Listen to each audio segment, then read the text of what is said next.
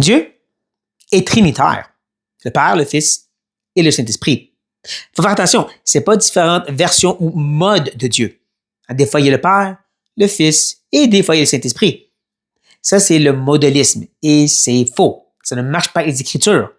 Parce que nous voyons, Jésus, dans son incarnation, le Fils, parle avec le Père. Que l'Esprit est descendu sur le Fils. 3 personnes différentes. Le Père n'est pas le Fils. Le Fils n'est pas l'Esprit et l'Esprit n'est pas le Père. 3 personnes, un seul être. Un seul Dieu. Et oui, à ce point-ci, on dit c'est tellement au-delà de nous. Comment est-ce que 3 peut être 1? C'est là qu'on revient à Dieu est incompréhensible. Il n'y a aucune autre créature ou être sur la terre, dans toute la création, qui est comme lui.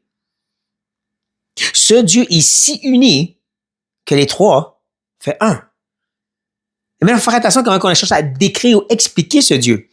Des fois, on prend des exemples comme l'eau, qui est des fois en glace, liquide et gaz. Mais ça encore, c'est des modes.